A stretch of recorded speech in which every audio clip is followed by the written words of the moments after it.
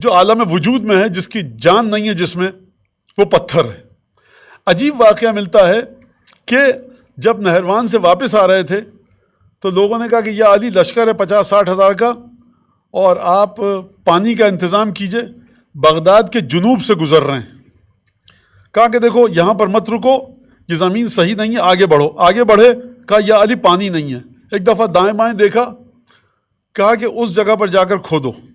اب یہ گفتگو ہو رہی تھی کہ ایک دیر تھا ایک نصرانی کا، راہب کا، وہ وہاں سے اتر کر آیا، اور جو روایتیں ہیں وہ مختلف ہیں، میں ایک روایت آپ کے سامنے پیش کر رہا ہوں۔ کہا کہ تم کون ہو؟ اور پھر اس کے بعد اس نے امیر المومنین سے گفتگو شروع کی، اور جب گفتگو شروع کی اس نے کرامتیں دیکھی کچھ۔ کہا کہ یہاں ہم نے اپنی کتابوں میں پڑھا ہے اس مقام پر اس انداز سے کوئی نہیں اترے گا، یا نبی اترے گا یا نبی کا وصی اترے گا۔ جو نشانیاں ہیں تم اپنا ہاتھ بڑھاؤ تاکہ میں تمہارے ہاتھ پر بیعت کر سکوں۔ امام نے پوچھا امیر المومنین مما شربو، پینے کا پانی کہاں سے لاتا ہے؟ کہا کہ یہاں پانی پینے کا نہیں ہے، دجلے سے لے کر آتا ہوں، جب ختم ہو جاتا ہے تو دوبارہ جاتا ہوں، دجلہ یہاں سے بہت فاصلے پر ہے۔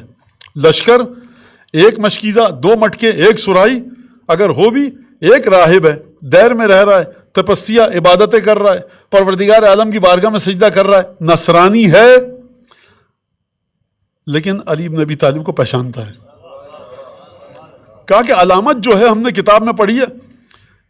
جب کہنا کہ ہم نے یہ علامتیں پڑھی ہیں، یہ علامت، امیر المومنین نے روک دیا، کہا اس سے آگے بات مت کر، کیونکہ اگر تو نے بات کری، میرا جملہ ہے، اور پھر میں تجھے بتاؤں تو شاید لشکر والے سمجھیں کہ سن کر بتا رہا ہے۔ میں بتاؤں گا، تو تصدیق کر کے تو نے کیا اپنی کتابوں میں پڑھا ہے۔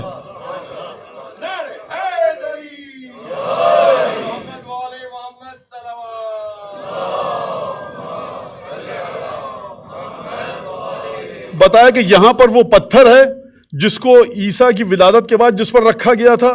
قرآن میں وہ مقام کے جو سورہ مریم میں ہوا، اذ انتبذت من اہلہا مکانا شرقیہ، مریم اس مقام پر آئی تھی، یہاں پر ایک سفید پتھر ہوگا، وہاں پر جا کر کھودو، میٹھا پانی نکلے گا۔ کہا یا علی اگر کنواں کھودیے گا بھی تو کڑوا، اتنا کھارا اور شور پانی نکلے گا جو پینے کے لائق نہیں ہوگا، سمندر کے پانی کی طرح۔ کہا کہ وہاں پر جاؤ، ہٹاؤ گرد کو، مٹی کو، وہاں سے کھودو۔ کھودا، اور پھر ایک دفعہ امیر المومنین نے کہا کیا ہوا؟ کہ یا علی ایک پتھر ہے، وہ اٹھائے نہیں اٹھ رہا، کدالیں مار رہے ہیں، کدال اس پر اثر نہیں کر رہی۔ کہا پیچھے ہٹو۔ راہب کھڑا ہوا دیکھ رہا ہے، کہا پیچھے ہٹو۔ گئے اور اس پتھر کے اوپر ہاتھ رکھا، تنہ تنہا علی بن ابی طالب نے اس پتھر کو اکھیڑا، پانی جاری ہوا۔ اور یہاں پر جو لکھا ہے کہ احلی من الاسد وعلز من الزبد، عجیب مزہ تھا۔ دیکھیے عرب کے پاس 1400 سال پہلے ٹرمینالوجی نہیں تھی کہ وہ ہیوی واٹر، بھاری پانی کی اصطلاح کو استعمال کر سکے۔ کہا کہ مکھن کی طرح نرم پانی، لطیف پانی اور شہد سے زیادہ میٹھا پانی پورے لشکر نے پیا۔ اب اس کے بعد جناب امیر نے کہا کہ دیکھو اب اس کے بعد یہ مسجد بنوانا، اور پھر فرمایا کہ دیکھو یہ مسجد جب بنے گی تو یہ مسجد اس وقت تک آباد رہے گی جب یہ مسجد آباد رہے گی۔ علامت بتائی، پھر 3 برس تک اس مسجد میں نماز نہیں ہوگی، یہ مسجد برباد ہو جائے گی، پھر اس کے بعد حج باطل ہو جائے گا۔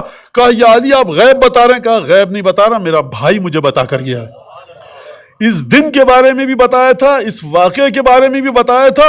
کیا کہنے بھائی کے، اور کیا کہنے اس بھائی کے کہ اتنا ایمان کہ کہا وہاں جا کر کھودو۔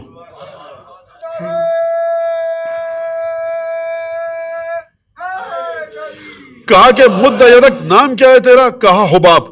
اس کے بعد اس راہب نے کہا مد یدک، ہاتھ بڑھاؤ آگے۔ کیوں بڑھاؤں؟ کہا اشہد ان لا الہ الا اللہ واشہد ان محمدا عبدہ ورسولہ واشہد انک وصی رسول اللہ، گواہی دیتا ہوں خدا ایک ہے، گواہی دیتا ہوں محمد مصطفیٰ رسول ہے، اور گواہی دیتا ہوں کہ تو آخری نبی کا وصی ہے۔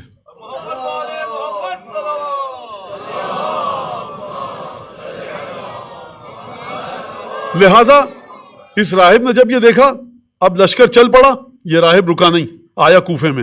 جب شہادت ہو گئی تو دوبارہ چھوڑ کر اسی مسجد براسا میں آیا۔ یہ جو واقعہ ہوا تھا یہ ہے مسجد براسا کا، کہ جو بغداد کے جنوب میں واقع ہے۔ شیخ مفید یہاں درس دیا کرتے تھے، کئی دفعہ یہ مسجد قبرستان میں تبدیل ہوئی، کئی دفعہ اس مسجد کو منہدم کر دیا گیا۔ یہ معجزہ مومنین جاتے ہیں، وہاں پر پانی کا کنواں موجود ہے، وہاں سے پانی پیتے ہیں، اور تمام کی تمام چیزیں، یہ معجزہ ہے جناب امیر المومنین کا۔ تو پتھر پر سلطنت یہ ہے، کہ ہاتھ لگایا، وہ پتھر جو لشکر سے نہیں ہل رہا تھا، وہ ایک ہاتھ نے، سرکار پتھر کو نصب خدا نے کیا تھا، اب اکھیڑے گا تو خدا کا ہاتھ ہی نکالے گا. دیکھا نصب کرنے والا بھی خدا کی ذات، نکالنے والا بھی خدا کا ہاتھ، تو کیوں نہ نکلتا.